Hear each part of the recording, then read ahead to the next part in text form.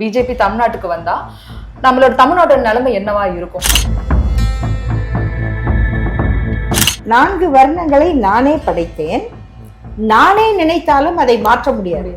இதுக்கு நேராக பிறப்புக்கும் எல்லா உயிர்க்கும் அப்படிங்கிறது ஒரு சித்தாந்தம். வேதம் படிச்சா எல்லாம் சிறக்கும், அப்படி கிடைக்கும் அப்படின்னு பேசுற ஒரு ஊர்ல சாத்திரங்கள் ஓதுகின்ற சட்டநாத பட்டரே வேர்த்திரைப்பு வந்த போது வேதம் உதவுமோ அப்படின்னு ஒரு சித்தர் கேட்கிறாரு பார்த்தீங்களா. இந்த மாதிரியான கேள்வி மரபுகள் அங்க கிடையாது. இப்ப நீங்க 5 லட்சம் பேருங்கிறத இன்னும் நீங்க அதுக்கேற்ற மாதிரி நாங்க எம்பி சீட்டை மாத்துறோம், 6 லட்சம் பேருக்கு ஒண்ணு அப்படின்னா தமிழ்நாட்டுக்கு இருக்கிற எம்பி எண்ணிக்கை குறையும். அப்ப மாநிலங்களவை மக்களவையில நமக்கு உரிமையே இருக்காது. மெஜாரிட்டி ஓட்டு போட்டால் ஒரு சட்டம் வந்துடும். இந்த கேள்வியை நீங்கள் நம்ம நிதி அமைச்சர் திருமதி நிர்மலா சீதாராமன் அவர்களிடம் கேட்டால் அவங்க ஒரு பதில் சொல்லுவாங்க பாருங்க. பதில் ரொம்ப அழகாக இருக்கும், ஆனால் உண்மையாக இருக்காது. அந்த பதிலில் என்ன சொல்லுவாங்கன்னா, இப்போ நீங்கள் பாருங்கள், தமிழ்நாட்டில் எல்லா மாவட்டத்திலேருந்தும் வரி வருது, ஆனால் கோயம்புத்தூரில் தொழில் வளர்ச்சி அதிகமாக இருக்கிறதுனால கோவையிலிருந்து கிடைக்கிற பணம் அதிகம். இப்போ அரியலூர், பெரம்பலூர் போன்ற மாவட்டங்களில் கிடைக்கிற பணம் குறைவு. அதுக்காக நான் அரியலூருக்கு கொடுக்க முடியாது, பெரம்பலூருக்கு கொடுக்க முடியாது, நான் எல்லாமே இங்கேருந்து வருது, அதனால நான் கோயம்புத்தூருக்கு தான் கொடுப்பேன் அப்படின்னு சொல்ல முடியுமா அப்படின்னு கேட்பாங்க. இது கேட்கறதுக்கு அடட கரெக்டு தானே மாதிரி இருக்கும். அவங்களுக்கு நோக்கமே நம்ம கிட்ட இருந்து வாங்கிட்டு போய் உத்தரப்பிரதேசல, மத்திய பிரதேசல கொடுக்கணும், அதுதான் அவங்க நோக்கமே. அவ்வளவுதான். வணக்கம். தற்போது தேர்தலை முன்னிட்டு நிறைய பேர் பிஜேபி ஏன் வரக்கூடாது அப்படின்னு அவங்களோட கருத்தை பகிர்ந்துட்டு வராங்க. அதுல இப்ப நம்ம பார்க்க போற ஒரு முக்கியமான நபர் யாருன்னு பாத்தீங்கன்னா வழக்கறிஞர் அருள்மொழி. அவங்க கிட்ட தான் நம்ம பேச போறோம். வணக்கம் மேடம். வணக்கம் மேடம். இப்ப பாத்தீங்கன்னா எல்லா இடத்துலயும் பிரச்சாரம் ஆரம்பிச்சிருச்சு, அங்கங்க கொந்தளிச்சுட்டு இருக்கு. அது இல்லாம தமிழ்நாட்டுல இப்போ பிஜேபி ஏன் வரக்கூடாது, இப்ப அதை பத்தி தான் நம்ம பேச போறோம். ஸோ ஒருத்தங்க ஒரு சில விதமான கருத்துக்கள் சொன்னாங்க. இப்போ உங்களோட கருத்து என்ன மேம்? எதனால பிஜேபி வரக்கூடாது தமிழ்நாட்டுக்கு? பிஜேபி தமிழ்நாட்டுக்கு வந்தா நம்மளோட தமிழ்நாட்டோட நிலைமை என்னவா இருக்கும்? முதல்ல எல்லாருக்கும் வணக்கம். நம்ம பிஜேபி தமிழ்நாட்டில் அரசியல் ஆதிக்கம் பெறக்கூடாது, அரசியலில் வெற்றி பெறக்கூடாது அப்படின்னு சொல்கிறோம். இந்தியாவிலேயே வெற்றி பெறக்கூடாதுங்கிறது தான் அடிப்படை கொள்கை. இது என்ன காரணம்னா, பிஜேபி என்பது ஒரு தனித்த கொள்கையுடைய அரசியல் கட்சி அல்ல. அது ஆர்எஸ்எஸ் என்கிற ஒரு ஆதிக்க அமைப்பினுடைய ஒரு கிளை, அரசியல் கிளை. அதனால் நம்ம பிஜேபியை எதிர்ப்பது என்பது ஆர்எஸ்எஸ்னுடைய சித்தாந்தம் எவ்வளவு ஆபத்தானது, அது வளருவதற்கு ஆட்சி அதிகாரம் இடம் கொடுக்க கூடாது. அதுதான் நாம பிஜேபியை எதிர்ப்பதற்கான அடிப்படை காரணம். Okay madam. அதையும் தாண்டி ஆதரவு பண்றதுக்கும் ஆட்கள் இருக்காங்க, எதிர்க்கிறதுக்கும் ஆட்கள் இருக்கிறாங்க. ஸோ இப்போ இந்த ஆதரிக்கிறாங்க இல்லைங்களா, அது அதை பத்தி சொல்லுங்களா? ஆதரிக்கிறதுக்கு மக்கள் இருக்கிறாங்க. நீங்கள் மனிதர்களுக்குள்ளேயே ஆதிக்க மனப்பான்மையும் உண்டு, சமத்துவ மனப்பான்மையும் உண்டு. ஏற்றத்தாழ்வுகளை அது இயற்கை, அது நியாயம், அப்படிதான் இருக்கணும் அப்படின்னு சொன்ன அறிவாளிகளும் இருந்திருக்காங்க இல்லையா? இப்போ பகவத்கீதை ஒரு பெரிய அறிவார்ந்த படைப்பு அப்படின்னு சொல்றவங்க அதனுடைய முக்கியமான கருத்து என்னன்னா, 4 வர்ணங்களை நானே படைத்தேன், நானே நினைத்தாலும் அதை மாற்ற முடியாது. அது எப்படி ஒரு கடவுள் படைத்ததை கடவுளால மாற்ற முடியாதா அப்படின்னா என்ன பொருள்? கடவுளாலேயே மாற்ற முடியாத இந்த 4 வர்ண அமைப்பு, ஏற்றத்தாழ்வு, இதுதான் இன்னைக்கு அமெரிக்காவுக்கு போகுது, இதுதான் லண்டனுக்கு போகுது, இதுதான் ஆஸ்திரேலியாவுக்கு போகுது. அங்க போய் உட்கார்ந்து மாணவர்களை வகுப்பறையிலேயே இந்த வர்ணாசிரம பாடத்தை நடத்தும் போது நீங்களாம் சத்திரியர், நீங்களாம் சூத்திரர் அப்படின்னு பிரித்து கொடுக்குற மாதிரியாக ஒரு அமைப்பு வேலை செய்யுது. இதை முன்னிறுத்துறவங்க யாரு? அவங்க படித்தவங்க இருக்காங்க, சிந்திக்கிறவங்க இருக்காங்க.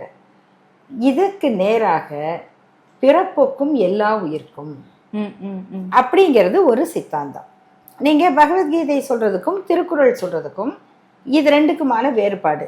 அப்போ திருக்குறள் சொல்றதை ஏற்றுக்கொள்ளுகிறவர்கள் 4 வர்ணம் இல்லை 7 வர்ணமும் கிடையாது, மக்கள் பிறப்பினால் சமம், அவரவர் செய்கிற தொழிலால அவர்களுக்கு சிறப்பு மாறுபடலாம், அவ்வளவுதான். அது கூட பிறப்பினால வர்றதில்லை. இப்போ ஒருவர் ஜாதியினால வேற எங்கேயோ பிறந்திருக்கலாம், அவர் வேலையினால வேற ஏதோ வேலை செய்து கொண்டிருக்கலாம். ஆனா அவர் என்ன வேலை செஞ்சாலும் அவர் யார் தெரியுமா, அவர் இந்த ஜாதியில பிறந்தவர், அவர் போய் இந்த வேலை செய்கிறாரு, அந்த மாதிரியான அட்டாச்மெண்ட்ஸ் கிடையாது. அப்போ மனிதர்களுக்குள்ளேயே இந்த 2 சித்தாந்தங்களை ஏற்றுக்கொள்ளுகிறவர்கள் எதிர்ப்பவர்கள், சமத்துவத்தை ஆதரிப்பவர்கள் பிஜேபியை RSS ஆதரிக்க மாட்டாங்க. இந்த ஏற்றத்தாழ்வு சரின்னு நினைக்கிறவங்க அல்லது எங்கேயோ நமக்கு அதுல ஒரு பெனிஃபிட் இருக்கு அப்படின்னு நினைக்கிறவங்க, இதை காப்பாற்றணும்னு நினைக்கிறவங்க தான் அதை ஆதரிப்பாங்க. அப்போ ஒரு விஷயம் தெரியாம, அதாவது விவரம் புரியாமல், இல்லை இவங்க ஏதோ நாட்டுக்கு நல்லது செய்வாங்கன்னு நம்பி ஆதரிக்கிற ஏமாளிகளும் இருக்காங்க. அவங்க புரியாம செய்யறாங்க, அவங்க புரிஞ்ச உடனே அதுல இருந்து மாறிடுவாங்க. ஆனா புரிஞ்சு செய்யறவங்க தான் ஆபத்தானவங்க. ஓகேங்க மேடம். ஒருவேளை தமிழ்நாட்டுல பிஜேபி ஆட்சி வந்துடுச்சுன்னா அதோட நிலைமை என்னையா இருக்கும்? இப்ப நீங்க சொன்ன மாதிரி அவங்க எல்லாமே தெரிஞ்சவங்க எல்லாமே ஒரு ஏமாளியாக தான் இருப்பாங்க. ஒருவேளை அதையும் தாண்டி ஏமாளிகள் ஏமாத்தாதவர்கள் இதெல்லாம் தாண்டி ஆட்சிக்கே வந்துடுச்சு அப்படின்னா நம்ம தமிழ்நாட்டோட நிலைமை என்னவா இருக்கும்? பிஜேபி இப்போதைக்கு தமிழ்நாட்டுல ஆட்சிக்கு வர வாய்ப்பு இல்லை. உறுதியா சொல்றீங்க? உறுதியாக சொல்றேன், தமிழ்நாட்டில் ஆட்சிக்கு வர வாய்ப்பு இல்லை. 2வது, ஒருவேளை அதிமுக வெற்றி பெற்றால், அதிமுக ஆட்சிக்கு வந்தா அவர்கள் மூலமாக பிஜேபியினுடைய கொள்கைகள் நடைமுறைப்படுத்தப்படும். அப்போ என்ன நடக்கும் அப்படின்னா, நம்ம ஏற்கனவே பார்த்த எல்லா சட்டங்கள், மக்களுக்கு எதிரான சட்டங்கள் முழுக்க, விவசாய சட்டங்கள், இன்னைக்கு பார்த்தீங்கன்னா தொழிலாளர் சட்டங்கள், ஒரு 3 மாதத்துக்கு முன்னால ஏற்கனவே தொழிலாளர்களுடைய உரிமையை பாதுகாக்கிற எல்லா சட்டங்களும் நீக்கப்பட்டு கார்ப்பரேட்டுகளுக்கு ஆதரவான சட்டங்கள் உருவாக்கப்பட்டிருக்கின்றன. இப்போ மாநில அரசுகள் அதில் ஏதாவது அமெண்ட்மெண்ட் அவங்க செய்ய முடியும், அதையும் கூட இவங்க செய்ய மாட்டாங்க. குடியுரிமை திருத்தம், நீட், மாநில உரிமைகள், இந்த எல்லாவற்றையுமே எதிர்த்து கேட்காமல் அடிபணிந்து கிடக்கிற ஒரு ஆட்சியாக அதிமுக இருக்கும். அவங்க மூலமாக பிஜேபி ஆளும். அப்ப என்னன்னா, மாநில அரசுக்குன்னு எந்த உரிமையும் இருக்காது. கிட்டத்தட்ட ஈஸ்ட் இந்தியா கம்பெனி உட்கார்ந்து கவர்னர் மூலமாக ஆளுவதை போல பிஜேபி மூலமாக RSS தன் கவர்னர்களை வைத்து ஆட்சி செய்து கொண்டிருக்கும். அதுதான் நடக்கக்கூடிய பெரிய ஆபத்து. மக்களுடைய உரிமைகள் தேவைகள் பத்தி யாருமே பேச மாட்டாங்க. அடுத்தவன் தட்டுல என்ன சாப்பாடு இருக்கு, எந்த பொண்ணு என்ன ட்ரெஸ் பண்ணிக்கிட்டு போறா, எந்த இடத்துல ஆக்கிரமிச்சு கோயிலை கட்டணும், எந்தெந்த மசூதியை இடிக்கணும், எங்க சர்ச்சை இடிக்கணும், நாங்க போய் எல்லா இடத்துலையும் பிரச்சாரம் பண்ணலாம். ஆனா வேற மதத்தை பிரச்சாரம் பண்ணா அடிப்போம், உதைப்போம். சந்தைக்கு ஆடு வாங்கிட்டு போறோம், மாடு வாங்கிட்டு போறவரை கூட நாங்க நீ மாடு திருடிட்டு போன, மாட்டை கொல்ல போனேன்னு அடிச்சு கொல்லுவோம் அப்படிங்கிற ஒரு வன்முறை கும்பல் மனப்பான்மை உருவாகும். இதெல்லாம் நடந்தா என்ன ஆபத்துன்னு கேட்டீங்க இல்லையா? இப்படி ஒரு காட்டு கூட்டமாக தமிழ்நாட்டில் கூட்டங்கள் உருவாக்கப்படும். அந்த ஆபத்தை எப்பொழுதும் அமைதியை விரும்பக்கூடிய பெருந்தன்மை மிக்க தமிழ்நாட்டு மக்கள் அனுமதிக்க மாட்டார்கள். நல்ல ஒரு விளக்கம் மேடம். கேள்விக்கு போயிடலாம். சாமி கும்பிடுறவங்க எல்லாம் எங்க பக்கம் என்று பாஜக கூறினாலும் மக்கள் தொடர்ந்து அதை தமிழ்நாட்டில் நிகாரிப்பது ஏன் மேடம்? ஏன்னா தமிழ்நாட்டு மக்களுக்கு எப்பொழுதுமே அரசியல் வேறு, பக்தி வேறு அப்படிங்கிற புரிதல் உண்டு. இவங்க இந்தியாவின் பிற மாநிலங்களில், குறிப்பாக உத்தரப்பிரதேசம் போன்ற இடங்களில் மக்களுக்கு பாரம்பரியமாகவே ஒரு சமூக மாற்றத்துக்கான இயக்கங்கள் கிடையாது. நீங்கள் ஒரு எதிர்ப்பு கருத்துக்கள், நீங்கள் ஒரு சித்தர்கள் மரபு எதிர்த்து கேட்கறது, வேதம் படித்தா எல்லாம் சிறக்கும், அப்படி கிடைக்கும் அப்படின்னு பேசுகிற ஒரு ஊரில் சாத்திரங்கள் ஓதுகின்ற சட்டநாத பட்டரே வேர்த்திரைப்பு வந்த போது வேதம் உதவுமோ அப்படின்னு ஒரு சித்தர் கேட்குறாரு பார்த்தீங்களா. இந்த மாதிரியான கேள்வி மரபுகள் வந்து அங்கே கிடையாது. மதமான பேயனை பிடியாதிருக்க வேண்டும் அப்படின்னு சொல்ற வள்ளலார் மரபு அங்கே கிடையாது. இந்த மாதிரியான ஒரு சிந்தனை மரபு வந்து தமிழ்நாட்டில் தொடர்ந்து இருக்கு. இன்னொன்று, நீங்க எந்த மதத்தின் பேராலும் சரி, ஆட்சியில இருந்துகிட்டு ஆதிக்கத்தினால ஒருத்தரை மாத்தணும்னு நினைச்சா, இப்ப சமண மன்னர்னே வச்சுக்குவோம், திருநாவுக்கரசர். அவர் வந்து நாமார்க்கும் குடியெல்லாம் நமனை அஞ்சோம், நீ வந்து மன்னன் தான், என்னுடைய ஐடியாலஜியை நீ தீர்மானிக்க முடியாது, நீ ஸ்டேட், நீ பவர், நீ government, but you cannot decide my fate. Correct. அப்படின்னு சொல்லுகிற ஒரு மரபு வந்து பக்தி இயக்கத்துல இருந்து கூட இங்க இருக்கு. அப்ப தமிழ்நாட்டு மக்களுக்கு நீ யாருங்க, நான் எந்த கோயிலுக்கு போகணும், எங்க கோயில்ல என்ன படைக்கணும் அப்படின்னு சொல்றது நீங்க யார்? நீங்க கவர்மெண்ட்டுக்கு வந்தீங்களா? ரோடு போடுங்க, படிப்பு கொடுங்க, தொழிற்சாலை கட்டுங்க, வேலை வாய்ப்பு கொடுங்க, தண்ணி வசதியை சரி பண்ணுங்க, கழிப்பறை வசதி சரி பண்ணுங்க, வேலைகள் நிறைய, இதெல்லாம் விட்டுட்டு அந்த இடிக்கிறேன் கொத்தறேன் இந்த வேலைக்கே வரீங்களே அப்படிங்கிற அறிவு வந்து தமிழ்நாட்டு மக்களுக்கு உண்டு. அதனாலதான் கடவுள் வேற, கடவுளை வச்சு வியாபாரம் பண்ற கட்சி வேற அப்படின்றதுல அவங்க தெளிவா இருக்காங்க. தமிழ்நாட்டு மக்கள் குறித்து பாஜக போடும் மிகப்பெரிய தப்பு கணக்கா எதை பாக்குறீங்க மேடம்? இந்த கேள்விக்கான பதில தான் பாக்குறேன். மக்கள் வந்து கோயில் சாமி இந்த மாதிரினா உடனே கலவரம் பண்ண வந்துருவாங்க அப்படிங்கிற அந்த தப்பு கணக்கு தான் வந்து அவங்க தமிழ்நாட்டு மக்களை பற்றி போடுறாங்க. ஏன்னா நான் முதல்லயே சொன்ன மாதிரி இங்க வந்து கலாச்சார ரீதியாகவே ஒருவரோடு ஒருவர் பழகி இணைந்து வாழுகிற பண்பாடு இங்க இருக்கு. நீங்க வந்து எவ்வளவு பிரச்சாரம் பிரியாணிக்கு எதிரா, பரோட்டாவுக்கு எதிரா பண்றாங்க, இவங்க பண்ண என்ன இவங்க சொல்லுவாங்க, நீங்க வந்து பகுத்தறிவு பிரச்சாரம் பண்ண கோயில் அதிகமாகுது அப்படின்னு. இதனாலதான் அது நடக்குதா அப்படின்னு எனக்கு தெரியாது. ஆனா இவங்க பிரியாணிக்கு எதிராக பிரச்சாரம் பண்ண தெருவுக்கு 4 பிரியாணி கடை புதுசா வருது. அது மாதிரி நான் எங்க பண்டிகைக்கு கொடுத்தத அவங்க வாங்க மாட்டாங்க, அவங்க பண்டிகைக்கு கொடுக்கறத நான் வாங்கணுமா அப்படின்னா இந்து மதத்துல அப்படி ஒரு தடை இல்லை. நீங்க இப்ப இது புனிதம், இந்த சாப்பாட்டுல இதெல்லாம் கிடையாது. இஸ்லாமியர்களுக்கோ கிறிஸ்தவர்களுக்கோ இது மாதிரி படைக்கப்பட்டதை சாப்பிடக்கூடாது அப்படின்னு ஒரு கட்டுப்பாடு இருக்கு. அது அந்த மதம் சொல்றது. அது இல்லாம நீங்க படைக்காம என்ன சமைச்சு கொடுத்தாலும் எல்லாரும் சாப்பிடுறவங்க தானே. கண்டிப்பா எல்லார் வீட்லயும் எல்லாரும் சாப்பிடுறவங்க. பரிமாற்றம் இன்னும் வரைக்கும் அது எப்பவும் உண்டு. ஆகையினால இதெல்லாம் சொல்லி பார்த்தா அது இன்னும் அதிகமாதான் ஆகுது, பரவுது. தொகுதி மறுவரையறை மூலம் தனக்கு வாக்களிக்காத தமிழ்நாடு மக்களை மத்திய அரசு தண்டிக்க நினைக்கிறதா? மத்திய அரசு பல வழிகள்ல தமிழ்நாட்டு மக்களை தண்டிக்குது. ஒண்ணு, பள்ளிக்கூடங்களுக்கான நிதியை கொடுக்கறது இல்லை. ஆமா, அதுல வந்து ஒரு ஆண்டுக்கு முன்னால 2500 கோடி, இப்ப அதுக்கு மேல பல 1000 கோடிகள் அது வந்திருக்கும். அதை கொடுக்கறதுக்கு நீங்க தமிழ்நாட்டு அரசு பள்ளிகள்ல ஹிந்தி கத்து கொடுக்கணும், அதுக்கு நீங்க ஒத்துக்கிட்டாதான் இந்த நிதியை கொடுப்போம். இந்த மாதிரியாக புது புது நிபந்தனைகளை போட்டு பிளாக் பண்ணி வச்சிருக்கிற. அப்ப அரசு பள்ளிகள் எப்படி நடக்கும்? எவ்வளவு நிதி நெருக்கடி வரும்? நீங்க அரசு பள்ளியில ஒரு 4 லட்சம் குழந்தைங்க சேர்றாங்க. அந்த 4 லட்சம் குழந்தைகள் ஒரு ஆண்டுல சேர்றாங்கன்னா எத்தனை லட்சம் குழந்தைங்க படிக்கிறாங்க? அவ்வளவு பேரும் தமிழ்ல ஆங்கிலத்துல தேர்ச்சி பெறுவதை போல ஹிந்திலையும் பாஸ் பண்ணி ஆகணுங்கிற கட்டாயத்துக்குள்ள நம்ம தேர்ச்சி விகிதமே பாதிக்கும். இப்ப கர்நாடகாவிலேயே வந்து ஃபெயில் ஆகிற பட்டியலை பார்த்து பொது தேர்வுல ஹிந்தி வேண்டான்னு எடுக்கிறாங்க ஏற்கனவே இருக்கிற மாநிலங்கள்ல. அப்போ தமிழ்நாட்டு குழந்தைகளுடைய படிப்பையும் இவங்க பாதிக்கணும்னு நினைக்கிறாங்க. நீ தமிழ் இங்கிலீஷ் மட்டும் படிச்சுட்டு வர்றதுனால தானே இவ்வளோ மேலே போறீங்க, இவ்வளோ நாட்டுக்கு வெளிநாட்டுக்கு போய் வேலை பார்க்குறீங்க.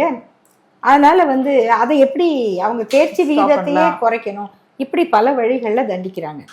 தொகுதி மறுவரையறை அப்படிங்கிறது மக்கள் தொகை எண்ணிக்கைக்கு ஏற்ப எம்பி சீட்டு. இப்போ ஒரு பார்லிமெண்ட்ரி தொகுதி அப்படின்னா ஒரு நாடாளுமன்ற தொகுதிக்கு 5 லட்சம் வாக்காளர்கள், இதை வச்சு முதல்ல உருவாக்குனாங்க.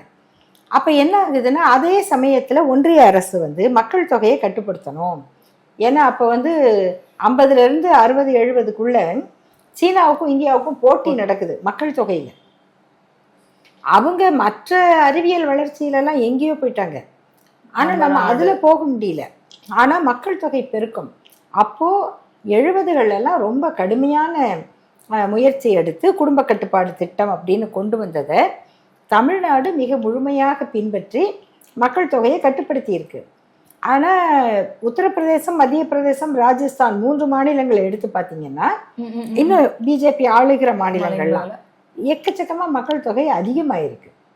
இப்ப இந்தியாவின் மக்கள் தொகை அதிகரிச்சுக்கிட்டே வருது இல்லையா, அதுல தமிழ்நாடு மக்கள் தொகை விகிதம் வந்து குறைஞ்சிருக்கு.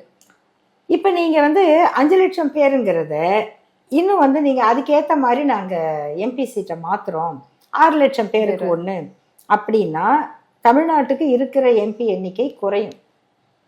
Okay okay. அந்த மாநிலங்களுக்கு இப்ப உத்தரப்பிரதேசத்துக்கு 80னா கிட்டத்தட்ட அது 90-100 ஆகும். அப்ப மாநிலங்களவை மக்களவையில நமக்கு வந்து உரிமையே இருக்காது. மெஜாரிட்டி ஓட்டு போட்டா ஒரு சட்டம் வந்துடும். அப்ப நமக்கு வந்து பேசுற எம்பிக்கள் எண்ணிக்கையே குறைஞ்சிரும், அவங்களுக்கு அதிகமாயிடும். அப்ப என்ன ஆகும், ஒன்றிய அரசுல நமக்குன்னு ஒரு அதிகார வலிமையே இருக்காது. இதை வந்து செய்யணுங்கிறது பிஜேபி 3 ஆண்டுகளுக்கு முன்னாலேயே முடிவு பண்ணது. அவங்க எப்போ இந்த மகளிர் இடஒதுக்கீடு அப்படின்னு சட்டம் பாஸ் பண்ணாங்களோ அப்பயே என்ன சொன்னாங்கன்னா 2026ல் நாங்கள் தொகுதி மறுவரையறை செய்கிறோம், அப்போ இதை வந்து இடஒதுக்கீடு நம்ம செய்வோம் அப்படின்னு சொன்னாங்க. அதுக்கேற்ற மாதிரி இப்போ அவங்க கட்டி வச்சிருக்கிற பார்லிமெண்ட் வந்து கிட்டத்தட்ட 800 பேர் உட்கார்ற பார்லிமெண்ட். ஓகே. ஏற்கனவே இருந்தது வந்து 550க்குள்ள தான் அப்ப இருந்த எண்ணிக்கை. இப்ப 800 பேருக்கு கட்டி வச்சுட்டீங்க. அதுல யார் அதிகமாக போறாங்க அதுதான். இப்ப இதுக்கு என்னன்னா 75லயும் சரி 2000லயும் சரி ஒவ்வொரு 25 ஆண்டுக்கு ஒரு முறை இந்த மறுசீரமைப்பை நாங்க வந்து இப்ப செய்யல அப்படின்னு கான்ஸ்டியூஷன்ல ஒரு அமெண்ட்மெண்ட் போடுறாங்க அரசியல் சட்டத்துல. இல்லைன்னா அது ஆஸ் பர் கான்ஸ்டியூஷன் செஞ்சாகணும். ஓகே. அப்ப இவங்க என்ன செய்யணும், அதே மாதிரி இதுதான் சென்ற ஆண்டு இவங்க இப்படி சொல்லும் போதே தமிழ்நாட்டினுடைய முதல்வர் திரு மு.க. ஸ்டாலின் அவர்கள் தான் நீங்க இப்படி பண்ண போறீங்க, அப்ப முதல்ல அதுக்கு சட்ட திருத்தம் கொண்டு வாங்க அப்படின்னு இந்தியாவிலேயே முதலாக பேசியவர் தமிழ்நாட்டினுடைய முதல்வர் அவர்கள் தான். அதுக்கு பிறகுதான் மற்ற மாநிலத்தில் இருக்கவங்க யோசிச்சாங்க. அப்ப இவங்க என்ன செய்யணும், நாங்க எல்லாருக்கும் சமமா தான் செய்ய போறோம்னா அதே சட்ட திருத்தத்தை கொண்டு வந்து இன்னும் 25 வருஷத்துக்கு நாங்க மாத்த மாட்டோம் அப்படின்னு சொல்லணும். இவங்க தான் 800 பேருக்கு பார்லிமெண்ட் கட்டி வச்சிருக்காங்களே. அப்ப இவங்களுடைய அந்த உள் நோக்கமே அது வந்து ரொம்ப கெட்டதாக இருக்கு. தமிழ்நாட்டு மக்களுக்கு எந்த உரிமையும் இல்லாம பண்ணிடணும், மாநிலங்களவையில மக்களவையில அவங்க குரலே ஒலிக்க கூடாது அப்படிங்கிற மாதிரி இருக்கு அவங்க நோக்கம். Okay madam. மதுரை எய்ம்ஸ் மருத்துவமனையை கட்டி முடிக்க மத்திய பாஜக அரசுக்கு மனசு இல்லைன்னு சொல்லலாமா? தமிழ்நாட்டுக்கு எந்த திட்டத்துக்கும் உதவி செய்யறதுக்கு பணம் கொடுப்பதற்கு பிஜேபி அரசுக்கு ஆர்எஸ்எஸ் அரசுக்கு எண்ணம் கிடையாது. நீங்க புயல்ல இருந்து பாருங்க, எய்ம்ஸ் மருத்துவமனை ஓக்கி புயல் வந்தது, ஒவ்வொரு புயல்லையும் எப்பெல்லாம் ஏராளமான சேதாரங்கள் நடந்திருக்குதோ அப்போ அவங்க கொடுக்குற தொகை பார்த்தீங்கன்னா குஜராத்துக்கோ யூபிக்கோ கொடுக்கறதுல 1/4 பங்கு கூட தமிழ்நாட்டில் இயற்கை பேரிடர்களுக்கே அவங்க கொடுக்கறது இல்லை. அடுத்து மெட்ரோ திட்டத்துக்கு நிதி உதவி செய்ய மாட்டாங்க. எய்ம்ஸ் அது வந்து போன தேர்தலில் பார்லிமெண்ட் எலெக்ஷனில் அந்த செங்கல்ல எடுத்து உதயநிதி அவர்கள் காட்டி பிரச்சாரம் பண்ணார். இப்போ அதே ஒரு செங்கல் தான் இன்னைக்கு வரைக்கும் இருக்கு, வேற எதுவுமே நடக்கல. ஆகையினால தமிழ்நாட்டு மக்களுக்குன்னு நல்ல திட்டங்கள் செய்யறதுல பிஜேபிக்கு ஆர்வம் இல்லை. ஆனா அதே மதுரையில் திருப்பரங்குன்றத்துல போய் கலவரம் பண்ணலாமா, அதுக்கு அவங்க போறாங்க. மக்கள் தேவைகளோ திட்டங்களோ அவங்களுக்கு முக்கியம் இல்லை. மக்களை வந்து கலவரப்படுத்தி அங்க வந்து ஒருத்தர் மண்டையை உடைச்சி ரத்தம் சிந்துறது தான் அவங்களுடைய திட்டம். மீண்டும் திமுக ஆட்சி அமைந்தால் நீட் இந்தி திணிப்புக்கு எதிரான தமிழ்நாட்டின் குரல் மேலும் வலுப்படுமா? கட்டாயமாக இருக்கும். எப்படின்னா, ஏற்கனவே தமிழ்நாடு சட்டமன்றத்துல நீட் எதிர்ப்புக்கான சட்டம் நிறைவேற்றப்பட்டு இருக்கு. இப்போ ஒன்றிய அரசினுடைய கொள்கையினாலதான் குடியரசுத் தலைவர் வந்து அதுக்கான ஒப்புதலை கொடுக்க மறுக்கிறாங்க. ஆளுநர் ஒப்புதல் இல்லாவிட்டாலும் பல சட்டங்கள் நிறைவேற்றப்பட முடியுங்கிறதுக்கு உச்சநீதிமன்றம் ஏற்கனவே நமக்கு ஒப்புதல் அளித்திருக்கு. அந்த இந்த மாதிரியான சட்ட போராட்டங்கள் மூலமாக ஒரு மாநில அரசு தொடர்ந்து போராடும் என்றால் அதை திமுக அரசு தான் செய்து கொண்டிருக்கு. இப்போ இது கடைசி அதிகாரம் யார்கிட்ட இருக்கு? ஒன்றிய அரசிடம் தான் இருக்கு. இப்போ ஒரு பள்ளிக்கூடம்னு வச்சுக்கலாம், எல்லாரும் சக ஆசிரியர்கள், அதுல ஒருத்தர் ஒரு கோஆர்டினேட்டர் அப்படின்னா அந்த பள்ளி எப்படி நடக்கும்? கோஆர்டினேட்டர் மற்றவங்களுக்கு ஒரு ஒழுங்குமுறை அல்லது ரெகுலேஷன்ஸை போடலாமே தவிர இவர் அவங்கள தண்டிக்க முடியாது. ஆனா இவர் ஹெட் மாஸ்டர், இவங்க ஆசிரியர் அப்படின்னா தப்பே பண்ணாலும் சாதாரண ஆசிரியர் ஹெட் மாஸ்டர் தண்டிக்க முடியாது. ஆனா தப்பே பண்ணாட்டியும் ஹெட் மாஸ்டர் ஆசிரியரை தண்டிக்க முடியும், தலைமை ஆசிரியர் ஆசிரியரை தண்டிக்க முடியும். நம்ம நம்முடைய அமைப்பு இந்தியா ஒரு மாநிலங்களுக்கான உரிமையை கொடுக்கிற ஒரு ஃபெடரல் கவர்மெண்ட்டாக இருந்தா இந்த உரிமைகளை நீதிமன்றங்களும் இன்னும் அழகாக நமக்கு வழங்குறதுக்கு தலையிட முடியும். ஆனா அந்த யூனியன்கிற அந்த தத்துவத்தையே பிஜேபி அரசு காலில் போட்டு மிதிக்குது. யூனியனே கிடையாது, நான் ஹெட்மாஸ்டர் கூட கிடையாது, நான் டிஓ, நான் சிஇஓ, நீங்க வாதியார் கூட கிடையாது, நீங்க ஒரு அட்டெண்டர் அப்படிங்கிற மாதிரி நடத்துறாங்க. அப்ப இதை மாத்தணும்னு சொன்னா தமிழ்நாடு போல மாநிலங்கள்ல திமுக வெல்லணும், இதை போல மற்ற மாநிலங்கள்ல மாநில உரிமையை பேசுற கட்சிகள் வெல்லணும். அப்பதான் ஒன்றிய அரசுக்கு நம்மளால அழுத்தம் கொடுக்க முடியும். ஆகவே திமுக வெல்ல வேண்டும் என்பது தமிழ்நாட்டுக்கு மட்டுமல்ல, இந்தியாவில் இருக்கிற அனைத்து மாநில மக்களுடைய உரிமைகளுக்கும் மிக மிக தேவையான ஒன்று. புதிய கல்விக் கொள்கையில் மத்திய அரசு பிடிவாதமாக உள்ளதா? அதை தவிர்க்க தமிழ்நாடு மேலும் என்னென்னலாம் பண்ணலாம்?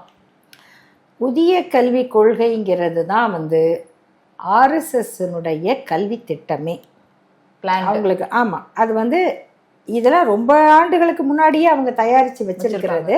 இப்போதான் அது ஆட்சியில் அவங்க நடைமுறைப்படுத்துகிறாங்க. தமிழ்நாடு அரசு அதை ஏற்றுக்கொள்வது இல்லைங்கிறதுல மிக உறுதியாக இருக்கு. மீண்டும் திராவிட முன்னேற்ற கழகம் வென்றால் மட்டும்தான் தமிழ்நாட்டு மாணவர்களுடைய கல்வி உரிமையை நம்மால பாதுகாக்க முடியும். ஜிஎஸ்டி வரி வருவாய் கூடிக்கொண்டே தான் போகிறது. ஆனால் தமிழ்நாட்டுக்குரிய பங்கை பாஜக அரசு தருவதில்லை. எதனால மேடம்? இந்த கேள்வியை நீங்கள் நம்ம நிதி அமைச்சர் திருமதி நிர்மலா சீதாராமன் அவர்களிடம் கேட்டால் அவங்க ஒரு பதில் சொல்லுவாங்க பாருங்க. பதில் ரொம்ப அழகாக இருக்கும், ஆனால் உண்மையாக இருக்காது. அந்த பதிலில் என்ன சொல்லுவாங்கன்னா, இப்போ நீங்கள் பாருங்கள், தமிழ்நாட்டில் எல்லா மாவட்டத்திலேருந்தும் வரி வருது. ஆனால் கோயம்புத்தூரில் தொழில் வளர்ச்சி அதிகமாக இருக்கிறதுனால கோவையிலிருந்து கிடைக்கிற பணம் அதிகம்.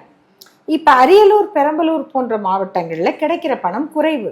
அதுக்காக நான் அரியலூருக்கு கொடுக்க முடியாது, பெரம்பலூருக்கு கொடுக்க முடியாது, நான் எல்லாமே இங்கேருந்து வருது, அதனால நான் கோயம்புத்தூருக்கு தான் கொடுப்பேன் அப்படின்னு சொல்ல முடியுமா அப்படின்னு கேட்பாங்க. இது கேட்கறதுக்கு அடட கரெக்டு தானே மாதிரி இருக்கும். ஆனால் உண்மை என்னன்னா, கோவை போன்ற வளர்ந்த மாவட்டங்களுக்கு அவங்களுக்கு என்ன தேவை இருக்கோ அதை செய்யணும். பெரம்பலூர், அரியலூர் மாவட்டத்துக்கு அங்க என்ன தேவை இருக்கோ அதை செய்யணும். நான் சமீபத்தில் அரியலூர் மாவட்டத்தில் சில கிராம பள்ளிகளுக்கு போயிருந்தேன். அங்கே பார்த்தீங்கன்னா தமிழ்நாடு அரசு திட்டங்கள்னால அந்த ரொம்ப குக்கிராம பள்ளிகளில் ஸ்மார்ட் டிவி இருக்கு. அந்த பிள்ளைங்க அதை பார்த்து பாடம் படிக்கிறாங்க. அப்போ அங்கே என்ன வேணுமோ அதை செய்யணும். கோவை போன்ற வளர்ந்த நகரத்துக்கு என்ன வேணும்? அடுத்தது பறக்கும் ரயில் வேணுமா, இல்லை இன்னொரு மெட்ரோ வேணுமா? அங்கே அதை செய்யணும். அதுதான் இயற்றலும் ஈட்டலும் காத்த வகுத்தலும் வல்லது அரசு அப்படிங்கிறது. வகுத்து கொடுக்கறது, யார் யாருக்கு எவ்வளவு வேணும்.